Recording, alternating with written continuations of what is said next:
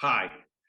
You've heard many times people talk about the post-edit method on LinkedIn. What's it all about? What's the purpose in it? Why should you do it?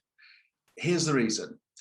When you post something on LinkedIn, if you include an embedded link in the post itself, LinkedIn will suppress at source that post going to a wider audience. Why?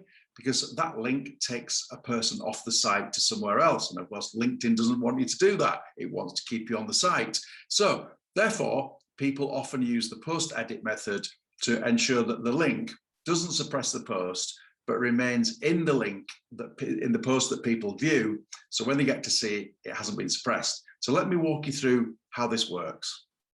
So here I am on my homepage, ready to start a post. And here we have the options to add a photo, a video, a job, or write an article. But in this instance, I've just got text only, or perhaps I might even want to add an image, and therefore I want to start the process of kicking off a post. Let's imagine that I wanted to go to BBC News, which today is all about Biden visiting the UK, being a part of the G7 summit, which has been held in the beautiful part of Cornwall in England.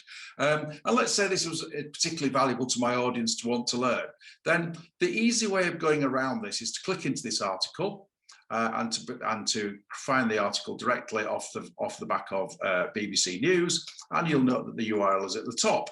So an example of how not to do it would be to copy this link, go into my news, into my start post feed, and click inside there, add a link as follows.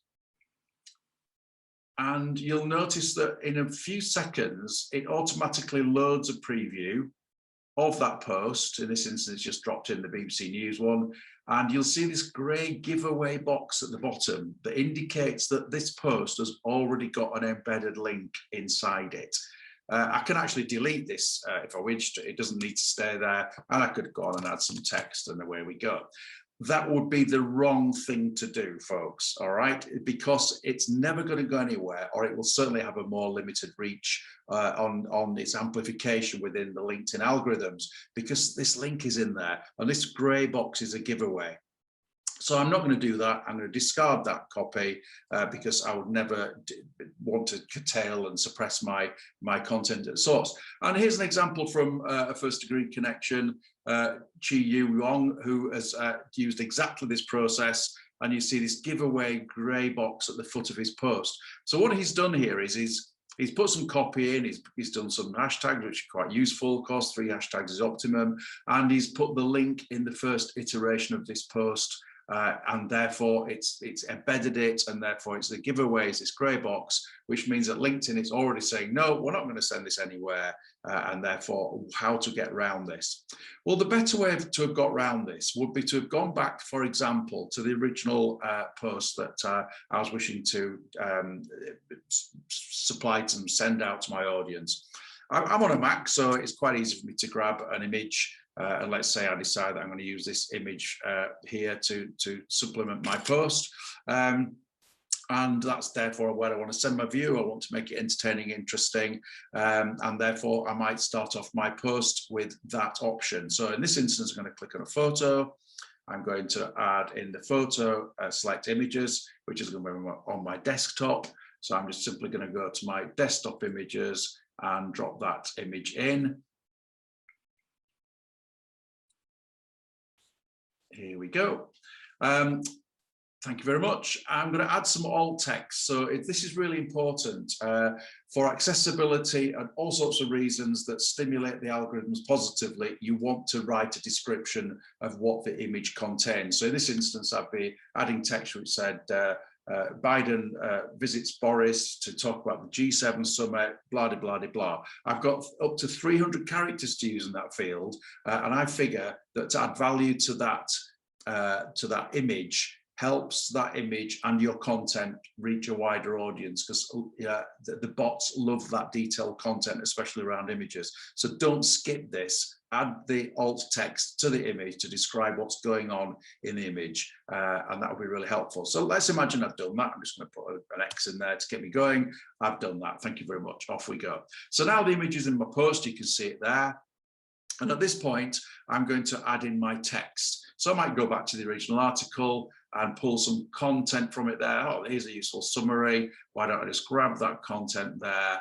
And I'm going to copy that content, go back to the post, and I'm going to put that content in here. Now, I've got other blogs on which I go into detail about how to structure the content of a post. That is not the purpose of this video. What I'm showing you here is how to specifically add through the post edit method the URL belonging to this post. So you'll see here, this is good to go now. I've added my hashtags, let's assume. I've structured it in a way that's appropriate for LinkedIn, and I'm going to hit post. So let me show you, if I do that, I'm going to hit post now. Now, of course, this has gone to my LinkedIn platform. It's utter rubbish. It's not making any sense at all to anybody who reads it, and that's very, very confusing. So I'm going to delete it very shortly.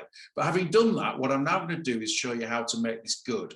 So I'm going to actually get the profile, the URL of the content that I'm interested in.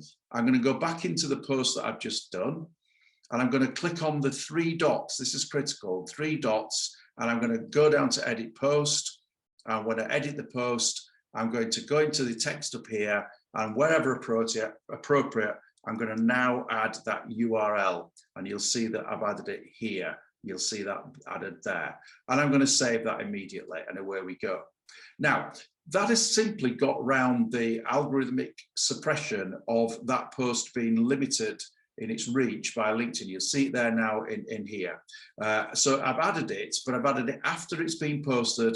And for the time being, at least, and it's been this way for a long time, then that has worked really well. And I'm going to, of course, I'm going to delete that post now because it's utter rubbish what I've just posted. So I'm going to delete that straight away because that would be better, wouldn't it, than post rubbish out there. But that's in a moment, just to show you how to use the post edit method on LinkedIn. So just to recap, never include an embedded link in the post on the first iteration.